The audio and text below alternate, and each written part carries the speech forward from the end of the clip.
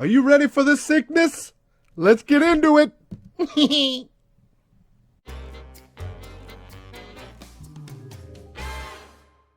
What I decided to do for this demo, for those who are watching, Jimmy, you can tell me who's online watching, or at least maybe it just lists viewers and not individuals. Yeah, unless they say hi to Monte, and we can see your names here, folks. I'm going to share this out to everyone on Facebook so we can get some more viewers here. So what I decided to do was, I thought it was appropriate since, you know, this is, we're sworn to the black here, to do a black canvas. This is a black gessoed canvas, 18 by 24. And so I just drew up kind of a head and bust, and I showed a couple of shots of it where you could see the colored pencil just lightly sketched in. And then earlier today, I had a little bit of time between one of my sessions, and so I started airbrushing here on the bottom. So here on the camera, you can see some of the airbrush and showing some of the detail. Wow. And then I came in with the black paint there on the tattoo that's on her hand of La Muerta. And so I've started edging that back in, and that's what gets rid of any of the overspray. So you'll see how there's areas that look a little more soft and out of focus. And I don't worry about those too much on the in this stage, because you'll see how this all tightens up. And so first I have to get down the white, and then I'll go to black, and then I can come in yet again with the black, and you'll see that here on the demo. And so what I decided to do was, I didn't do a lot up here in the hair or the face, so that as I'm working on this live with the airbrush here, you guys can see me working and blocking in this area. And again, I'm working in reverse. Instead of painting shadows, I'm actually painting highlights. So I'll be painting the most in the areas that are going to be the most white, and I'll be leaving some of the softer black showing through, which will be creating the shadows. So it's like working in reverse. So if you guys have any questions, you can let me know, and I can do a quick rundown on how the airbrush works, because a lot of people don't necessarily know how it works. And so you don't hear a compressor. So far, George says looks great, Monty. Oh, thank Joker you. saying it looks amazing. Oh, thank you. Perfect. So we need to look at the nozzle here, right there. I can show you. So this is the airbrush that I use, and this is made by Holbein, the paint company. This is Toricon, and the trigger is here underneath, and so you can see it right here. So this controls this giant needle, which goes through the entire length of the airbrush. And what happens is the compressed air comes up through the hose. As I pull the trigger back, it actually allows the air to escape and come out the front. And inside this cup, when I add some of the liquid paint, it'll create a vacuum. It'll suck the paint from the cup into the body of the airbrush, onto the needle, and then as the needle pulls back out of this little nozzle in the front, it essentially creates a donut. And so what happens is the paint goes on the needle. So if this is the needle that's at the front of the airbrush, and this is the nozzle, as the needle comes back, it creates an aperture for the paint to escape. It comes onto the needle, and then the air rushes by it, and it has nowhere to go on the needle, and so it vaporizes. And it blows off the end of the airbrush. So I have to get a pretty tight line and things like that, I have to be right up close to the actual canvas, otherwise it'll spread out.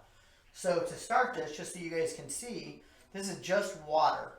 But look at the amount of volume and stuff that is going through the airbrush.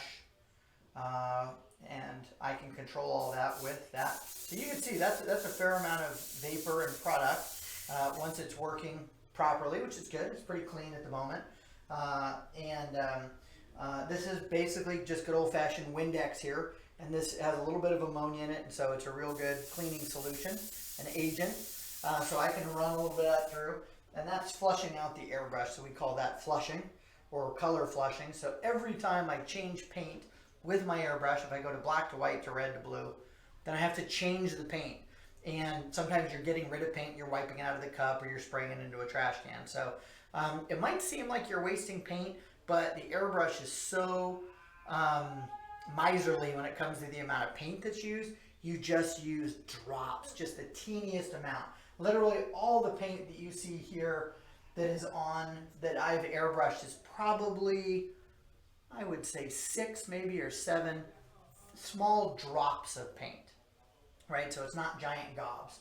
So if I have a big thing like this, unless I'm doing a lot of painting on huge projects, something like this would probably last me several years, because this is Really? yeah, because that's a lot of paint. And I even have some of these smaller bottles. Quite honestly, if it's a color I don't use much, and the bottles are probably 10 years old. So as long as they don't dry out, then you're fine. And the consistency that you want is that of milk. So you don't want it to be more watery than milk, and that might sound weird, but milk still has more density and more volume than just regular water. And so I'm using acrylic paint. Now they call this particular brand, they call their acrylics ink, even though really it's just acrylic paint, but they call theirs inks. So this is made by a company that is one of my favorites, Holbein. They also make the Airbrush itself, and I have been using their paints for 30 years.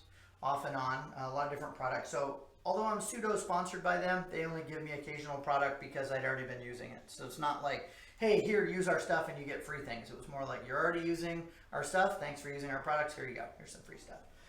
You don't have to replace it for the next 20 years. Right. When it comes to the airbrush, and I might buy 1 or 2 airbrushes a year because I like having backups and things like that. You know, an airbrush like this is $200 to $400. They're not cheap.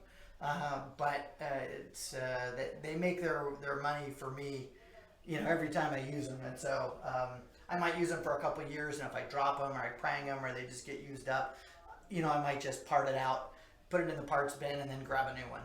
And so they're almost always out at San Diego Comic-Con. So for the last 5 years, I have bought one new one every year out there at San Diego. So when you show the first part when you just kind of clean it out, that way, is there a deeper cleaning you have to do each time, or just like taking apart any sort of gun or even spray thing. I can take literally everything apart on this and set all the pieces aside and take out set screws and springs and all that kind of thing.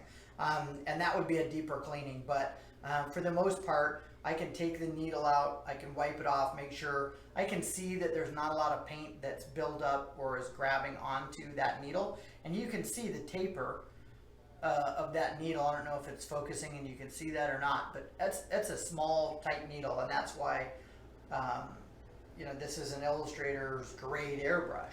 You can get a hobby level airbrush for, you know, 40, 50, 60 bucks. It's just not going to have the level of control and detail that a gun like this will have. Typically there's a backside on this. I just take it off because I'm always checking the needle and stuff, so I don't use it with that on there. And then for safety's sake, normally you would have this little nozzle right here, and it would go on the end of this, and it protects the needle from getting pranged or bent. But because I want to be able to, see where the needle is, and because you get tip drying where the paint builds up on the needle, I always paint with the needle exposed so that I can literally very delicately pull off little dried chunks of paint. And so whenever I stop, even if I'm looking at something, I don't even have to think about it. I will unconsciously go over here and I will pull off and make sure there's not any goobers. And there's no cure for paint tip drying, because it's air rushing over paint. It's trying to dry it. And so that's just sort of part of the process. All right. Yeah.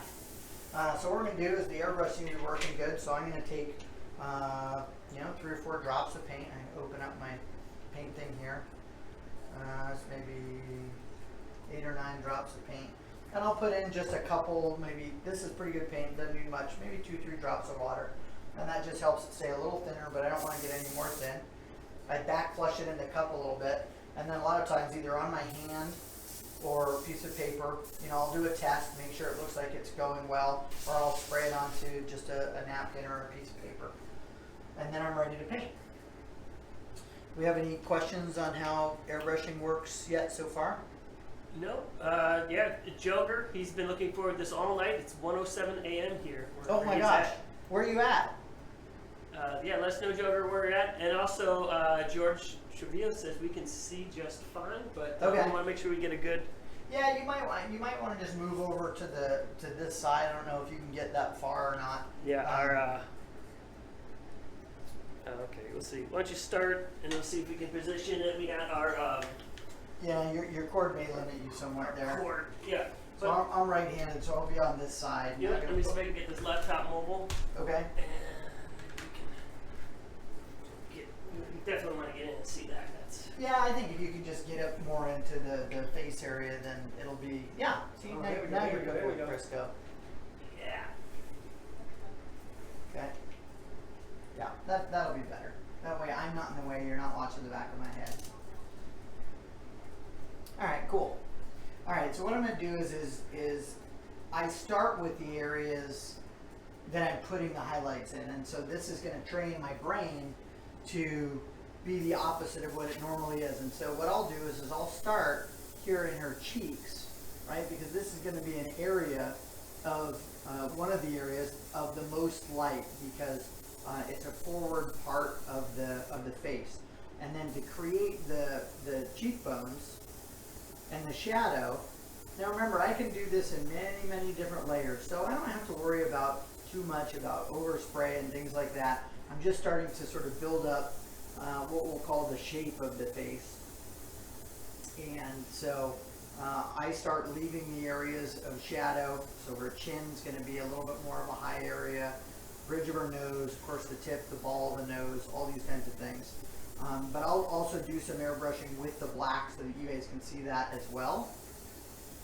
And because it takes a while to build all this up, you'll notice it's quite a bit less than it is in down where her hand and her breasts and stuff are, where it's already had a lot more time spent on it. You don't need a mask or anything. I don't smell anything, so there's no like real fumes. Well, if you're doing a bigger piece or you're using automotive paints, then yeah, long term an artist should wear a respirator if you're using automotive paints. But I have enough control over this that at the moment there's very little overspray or paint rolling back off of this. But if I'm doing a big project and I'm painting a car hood where I'm doing a lot of volume, then yeah, I'm going to wear a respirator, especially since I'm using automotive paints. So even though these paints here are non-toxic, long term, if you're going to be doing a lot of airbrushing, you should wear a respirator. And so what I'm going to do is in beginning here, especially, I just need some of the white of her skin, because of course she's Lady Death. So even though I can airbrush in a shadow on her nose and some of these other things for the moment, I'll just continue to focus on areas that are going to be the high points, the part here on the face. And sometimes you end up with an area that looks weird. So right now I put more paint in here, and it looks like she's got a white mustache. And that's just because there's no white surrounding the area around. So I can just continue to build that up.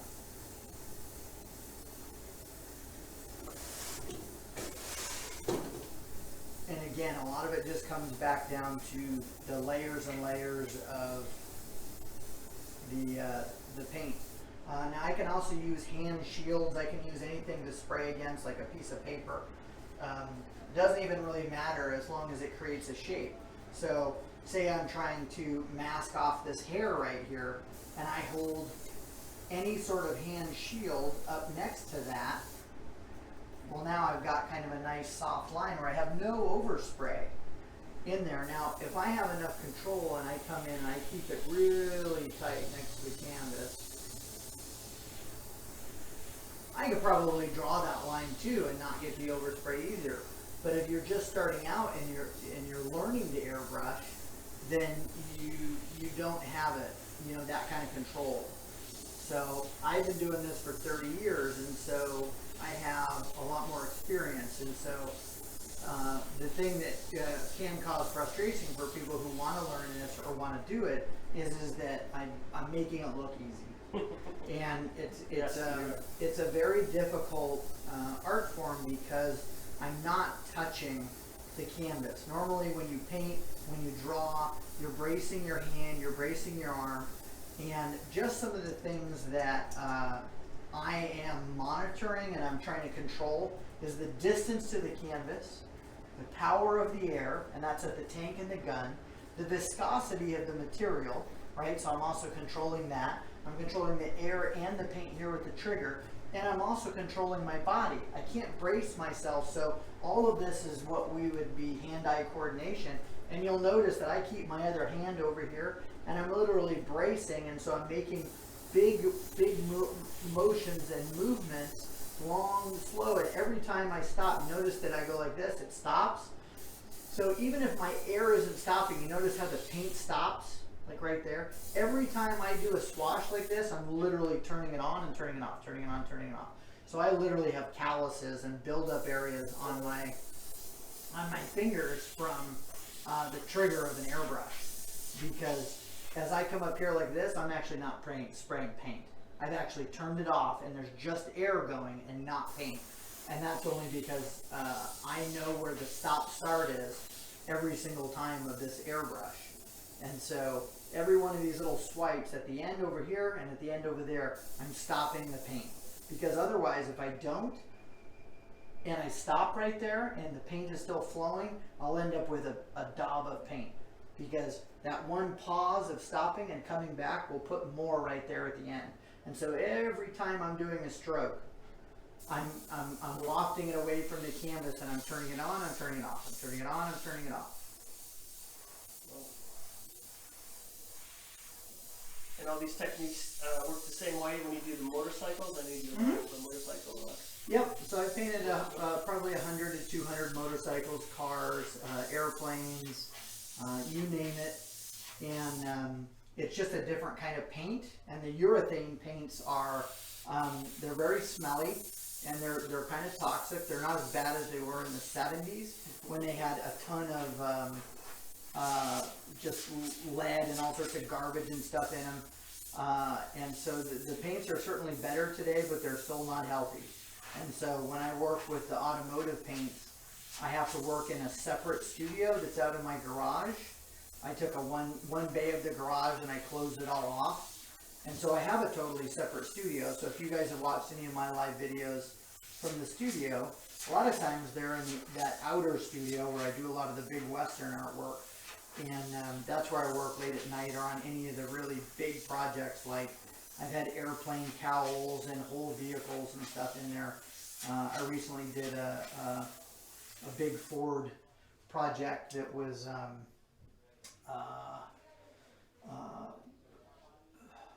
the name's escaping, not Raptor, but anyway, it's on my Facebook page, and I had the whole vehicle in the garage next door to me, and I was painting the hood and the tailgate. Where people can find that on Facebook when you do that from your home studio or your studio? Yeah, and if you want to see any of the vehicles, you can either just go to Maverick Custom Paint on Facebook. There's a separate page for it, or you can go to the website Maverick Custom Paint. And you can see almost all the paint jobs that I've done over the years. And a lot of times if I do want a project now, I'll share it over to that page, even though I'm not really marketing myself to that anymore.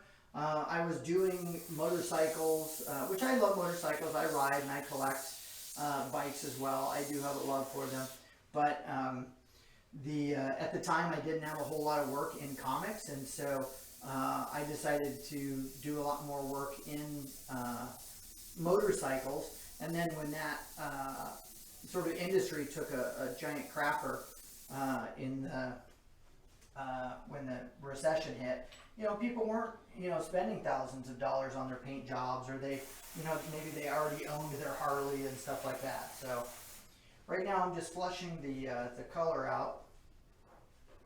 And I think what I'll do, so we can show some work with black instead of just all white, is even though we know her face doesn't look great at the moment, it's kind of looking clownish, it's just because it's in the middle section of what we're doing. And so as an artist, you just have to have faith in the ability of what you're doing, that, the overall tightness of the look that we're going for is more like what you're seeing here on the La Muerta tattoo.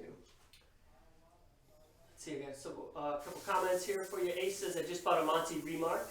Very cool. Awesome. What kind of compressor and how much air pressure do you use when you're painting? So I'm not actually, the reason why you can't hear a compressor going is I'm using an air tank. And I don't know if you want to angle this down to see it, but it looks like a scuba diving tank, and it has CO2 in it. And it's a pretty affordable way to get into it. And if you, don't want to have a compressor, going in the middle of the night or rattling around, or sometimes they smell like oil, for I think about $150. You can buy the tank. Once you own it, it's only $15 to refill it. So what you're doing is you're just getting the nozzle set up here, and then you're connecting your air hose to it. So now I have a perfectly quiet and safe, and it's pretty reasonable to refill. Again, $10, Yeah. $15 at a welding supply store, and this will last me for many, many projects, for many hours. And so I usually, typically pressure-wise, I should be at about 22 right now. It looks like it's a little low at the moment. I'm going to turn it up just a hair. So I find that 22 is great. I used to work at about 30 because that's what I was always told, and that's PSI. And then I sort of realized, wow, I never really experimented on my own. I only ever listened to other people. And then I found that for me and the delicate work I like to do, it seemed a bit high.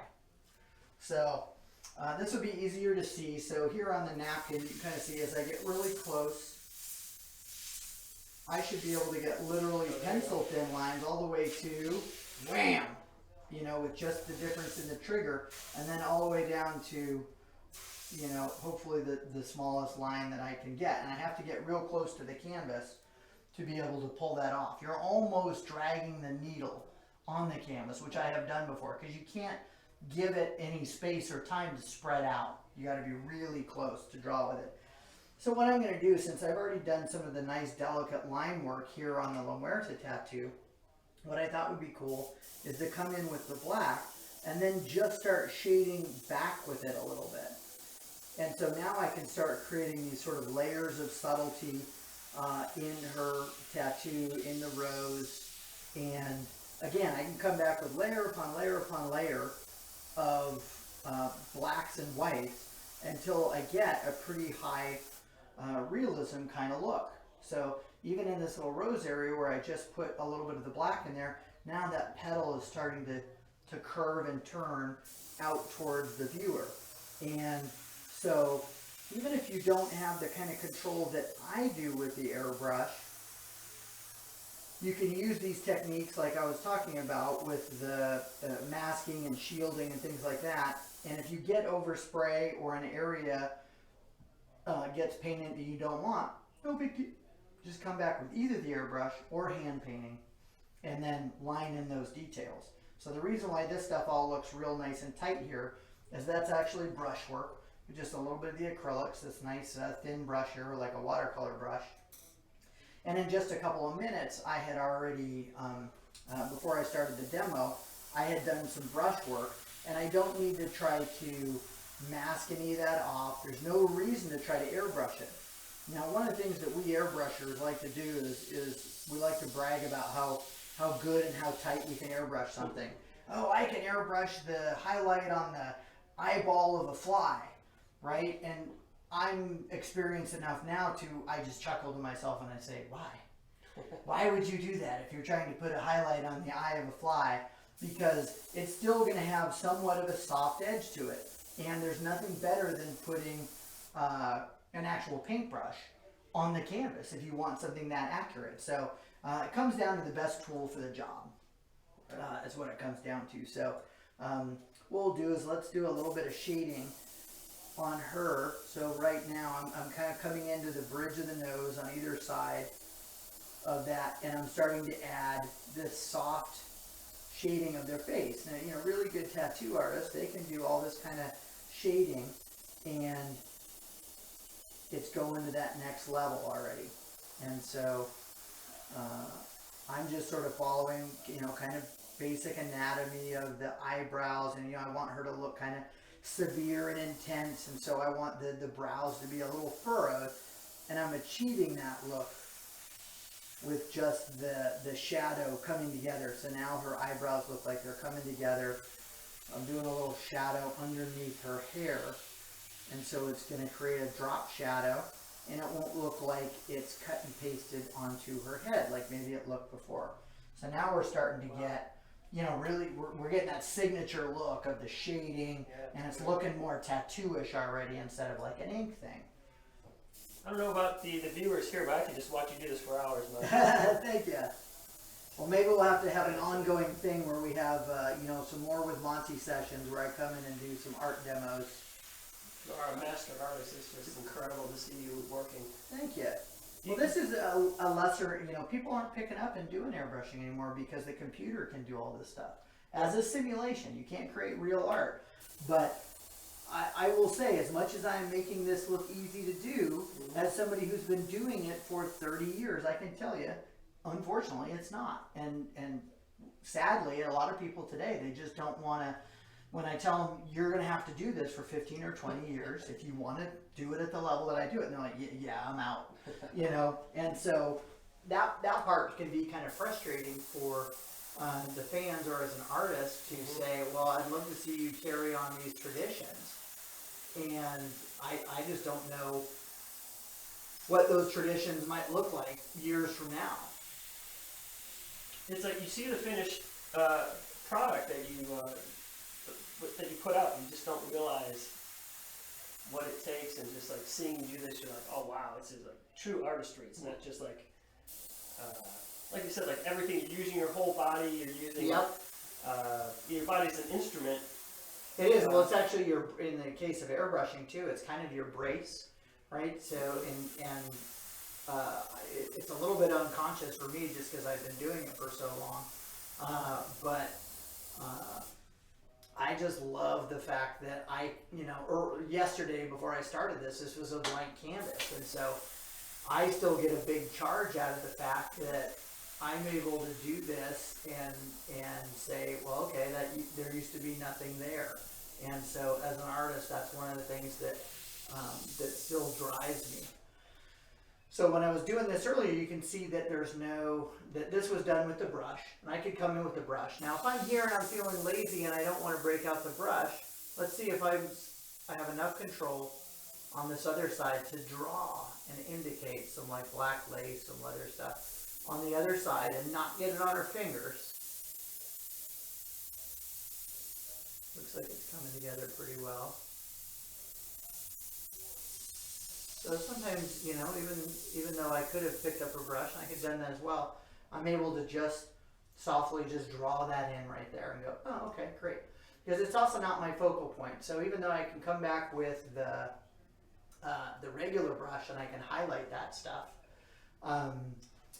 with my brush again and bring out the cross and things like that, I'm not worried about the fact that right now it's dropping into shadow just a little bit. So right now I'm just kind of giving her these nice, cheekbones, and then I need to soften her lips a little bit so that the shadows are just a little more subtle. She needs to have a little drop shadow underneath her lip, and then a little bit of a cast shadow from that finger. Now, sometimes I can refer back to if I have source material for something, or if it's just a general front light source that I'm comfortable illustrating, then I probably don't really need to resort to looking back at what I call the source material, which is if you're working from a photo or you're drawing a family member or something like that. Some more things. So, Ace is mentioning I had my Halloween makeup done with airbrush. So that's pretty fun. Oh, there you go. Yeah, it's kind of cold on the skin when you're doing it. I've airbrushed myself a lot for the Grinch and some other costumes and stuff that I've done over the years. And Joker, who's up at 1:30 a.m., he's from the Netherlands. Oh, awesome. So this is the first time he's seeing airbrush at work, and it's mesmerizing. I agree. Cool. Namvit here says, Monte, love your covers. They are great. Oh, thank you. Ace said, I'm just amazed by this. And yeah, great. Yeah, if you folks have any other questions or any questions at all, let us know. Type it in down here, and we'll. Yeah, if there's any areas like certain things you want to see me work on, I can. Oh, yeah. So what we'll do is since I've got the black in here, I'm just going to come up and because it looks a little weird on her eyes, I'm going to go ahead and do her eyebrows and her eyelashes. And what we'll do is I'll show you the two different ways to sort of apply them. So one, rather than doing separate, I'm just going to dip right into the cup. Now I can come over here in a matter of seconds. I can just say, hey, I'm going to block in. I'm going to make sure this isn't moving. So let me set down the airbrush just real quick so that I can fully focus, because I kind of need to actually put my hand on this. And so what we'll do is I just call this kind of blocking in the shape of what I've done. So we put her eyebrow in there. A little bit of the kind of inner part of this, I forgot what that little part of the eye is called. And and then I'll just kind of block that in. Now you see that only took like 10-15 seconds. I don't have to worry about any overspray, anything like that. It's nice and accurate. And I'm going to go ahead and put kind of what I'll call kind of a trap line just to separate her. So you're not cheating by breaking out the brush? No, it's all part of the process. It all works in harmony, right? Because one thing doesn't have to be an airbrush piece. It's just a piece of art. Right. Years ago, I was probably snooty about it and been like, nah, this is all airbrush. So now, I bet it takes me longer to do it this way, but it might have a different look. But what I'm going to do is I'm going to come in and I'm going to do this with the airbrush. And you'll see that I don't put down the whole color at once. I have to build it up. And I'm trying to stay within the sort of guidelines that I've already drawn. Now eventually when I put in more white, some of that will go away, but I want to make sure that as I'm building up the white, I also don't lose my guidelines that are kind of drawn in there. So then I can kind of come in and draw her eyelashes.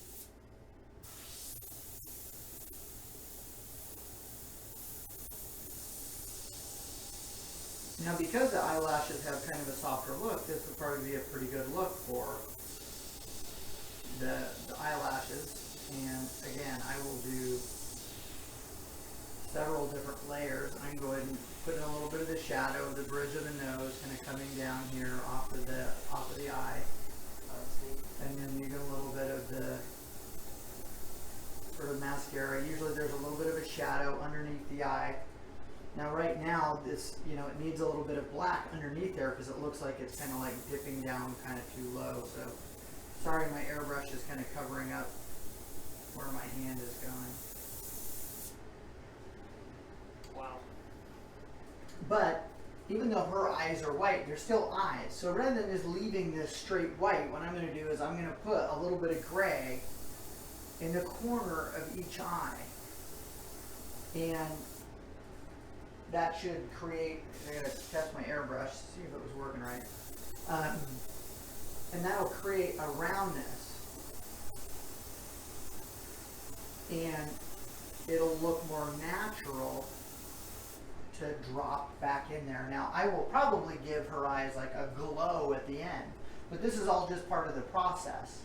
And so I can do the same over here, come back, start drawing in just a little bit of the bridge of the nose. Shadow, we can add in a drop shadow that's kind of severe from her hair. And that'll make the hair look like it's farther away from the face by actually adding in like a pretty serious shadow from that. Now, doesn't that look like already? Yeah, wow. Right, now we've got a little bit of a light source showing up. So I don't want this to be as bright white in there because it's in shadow even though she's got white eyes. So it's just all part of the process. I'll go ahead and give a little drop shadow to the underside. And you'll notice that even without using any hand shields, I didn't get a bunch of black over here into the hair. But even if I did, not that big a deal because I can just come in with a white stroke of a brush of white and just bring it back. Now, 20 years ago when I was more of a beginning artist, I didn't have the confidence or the knowledge to know that, oh, why don't you put it back? I would have been meticulously trying to save that and not get any paint over it because I didn't know that I could just go and go, oh, well, that's just fine. Yeah, so I think I did stuff backwards for a really long time. Oh, someone's asking, is this going to be a cover? It just started out as an airbrush demo, but let's be honest, it really wouldn't surprise me if it didn't end up being a cover once it was done. So we never really know what something's going to get used for, so it could. Yeah, unfortunately, we only got 10 minutes left. Okay. Does anybody have any other questions or? Any questions, or do you want Monte to work on any specific part? Want to see him detail anything here?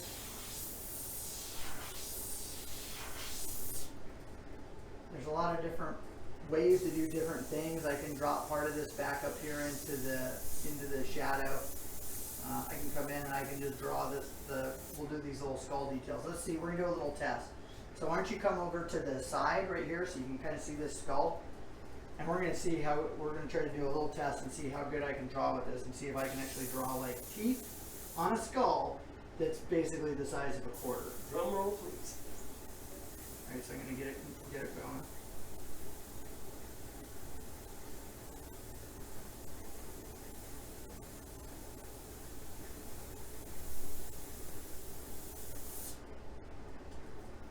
All right, so we got 4 or 5 teeth in there. I'm gonna crop off the bottom because we don't need that. And then a little shadow there for the side of the skull, and then we need a little shadow in between the eyes right here. So furrow the brow a little bit, and then drop back the back of the skull into shadow.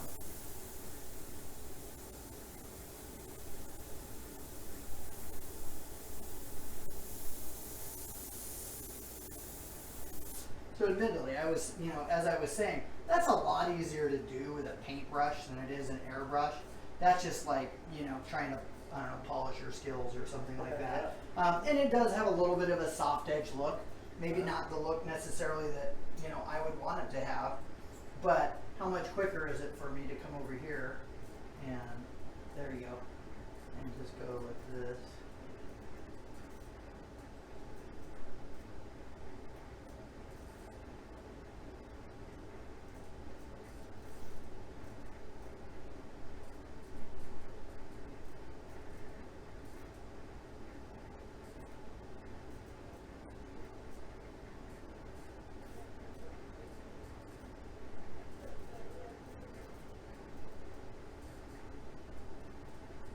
And admittedly, you end up with a cleaner look, I think.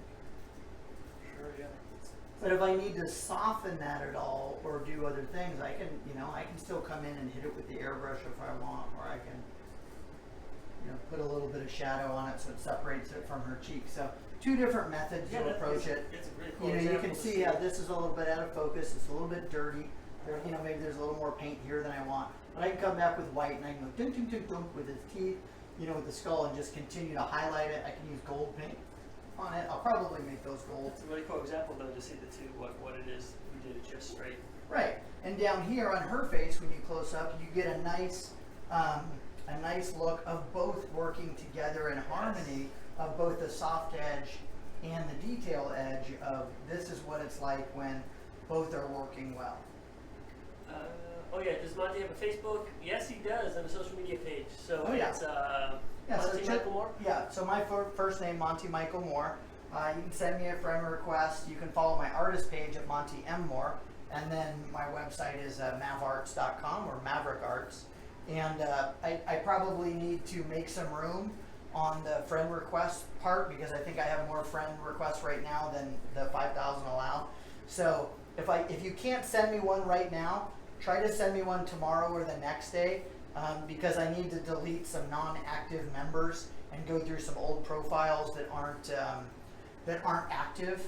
And I should have done that before today because I really do like to keep in touch with people who are active on Facebook and not just sort of like stalkers who don't want to talk or support your art. They just want free stuff in their newsfeed.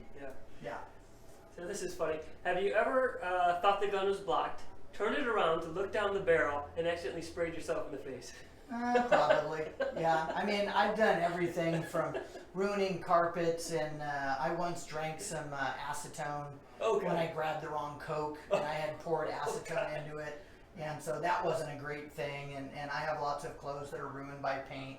And I've dropped needles and pranged things, and it's just, it's countless. All right, so this person says, my drawing teacher always told me if you can do eyes, you can do anything you thought, what? I'm not sure what that means. Thought possible? Yeah, I think we have I think it's just personal opinion. I mean, most artists will tell you drawing people is the hardest thing. But I think drawing eyes is actually one of the easier, more interesting things, and that's why even non-professional artists usually have fun drawing an eye. I wouldn't say if you can draw an eye, you can draw anything, because I can tell you a hand is a hell of a lot harder than an eye to get figures and things like that to all line up. So. Oh, we got 5 more minutes. What can you show us here? What else can you do? What would be so we still got some black. So let's actually just kind of show. We're going to give the breasts some roundness. That's kind of fun. Okay, I think everyone was fun to see that, but no one wanted to say that. So right now, all this is that you're seeing is just white on the canvas. But if I start coming in with black, And what we'll do is I'll just work on the one side, and then that'll give you sort of a comparison of being able to see the comparison of one side to the other.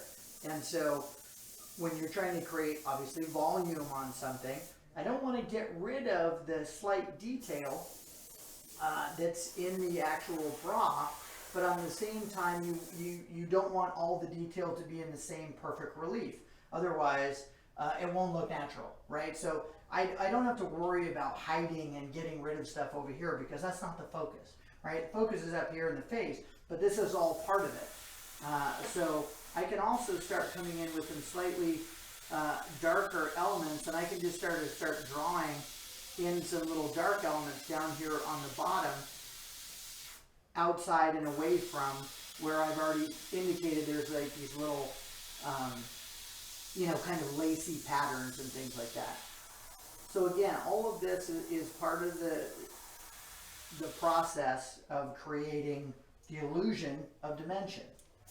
Right? We're working on a flat surface, and we're trying to make this look round. So as much as when everybody's in art school, nobody wants to draw spheres and circles and squares, guess what? That's all I'm doing. This is a triangle on top of a plane. We've got a circle, we've got a cylinder. All of these little fingers and pieces are individual cylinders. They're stacked next to each other. And I hate to say it, but if you can illustrate a basketball really well, then you probably have the basic principles of a very full, voluptuous breast. Because even though there are natural things that the way the human figure moves, for the most part, we're working with a shape that's very similar to any sort of sphere, apple, ball. And if you've done the practice sessions with painting spheres and things like that, then you should be able to grasp the painting of light and shadow. So anyone new to this, I guess as a new artist, you just gotta focus on the basics, go back to the basics, and then once you master that. Well, and the thing is everybody wants to go in and draw the really fun stuff. So they're like, hey, look at my comic book art. And what, a lot of times you want to say is, yeah, but did you draw circles and spheres and you try to draw an apple? And they're like, well, yeah, but that's not any fun. Of course it's not, but that's what all the really great artists did, and that's why they are where they're at. But everybody wants to get right to the really cool stuff and say, oh, I want to run out and I want an airbrush and stuff like that. And it's like, well, does it warrant you spending, $400 or $500 on the equipment if you don't know if you're going to love it? See if you can try it, or start out with really small stuff. I'm going to come in and I'm going to put a little bit of a shadow right underneath this piece of jewelry.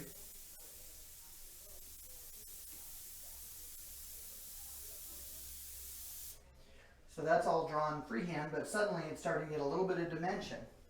You know what, Bob Ross did all the landscape stuff, that's great, but seeing the actual human form being transformed, and that's another thing. Well, and this is a lot, sexier, more fun subject, but the bottom line is he was really good at what he did. Oh, he was. Right? And he could paint some great landscapes and stuff like that, and some of those paintings, honestly, are probably pretty valuable now, even though there was one collector who actually owns most of them.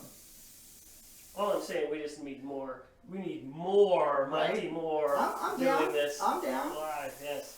Well, and I like the fact that we're doing our part to help show the process. And I have people who watch my live streams. I have my own Facebook channel. There's how-to videos, and I want people to get interested. I want people to say, "Oh, I'm going to get my son or my daughter an airbrush or a set of colored pencils or a set of markers." And I say, start out small. You don't have to buy 400 colors in the marker set. You can start out with 8. You can start out with all grays. See if they like it, and then build from there. Eventually, if you stick with it, then yeah, you can spend more and more on art supplies. But art is for everyone, and I tell everyone they should try it or at least experiment with it. Doesn't mean you have to make a living at it. Don't give yourself the pressure that you have to show it online like we do, because if you're worried about that pressure, then you're like, oh, well, I'm not good enough. I'm not as good as you. Yeah, well, don't compare yourself to an artist that does this for 30 years, 70 hours a week, right? Because that's probably too high a bar. And this isn't magic, what I'm doing. This isn't talent. There's a difference between talent and skill. And I don't know a single successful musician or artist, honestly, that I consider or they consider talented, right? Nobody woke up and was born and could play amazing guitar or be a gold medal skier. You practice, you learn the skills. If you want to get to the NFL, you work your ass off to get what it takes to get there.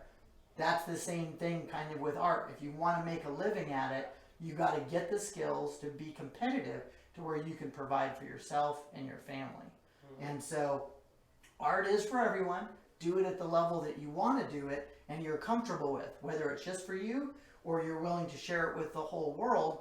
And you can receive accolades and you can receive criticisms. And you got to be able to take the good with the bad. Awesome. Well,